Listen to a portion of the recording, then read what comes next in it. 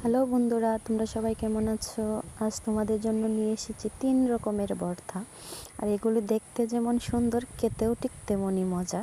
তো দেখতে থাকো। আমি কিছুটা কাঁচা পেঁয়াজ কুটে নিয়েছি, শুকনো লঙ্কা, নুন আর সরিষার তেল দিয়ে এগুলোকে মাখিয়ে নিচ্ছি। এদিকে রেখেছি কাঁঠালের বিচি, আর কাঁঠালের বিচির ভর্তা খেতে সত্যিই খুব ভালো লাগে।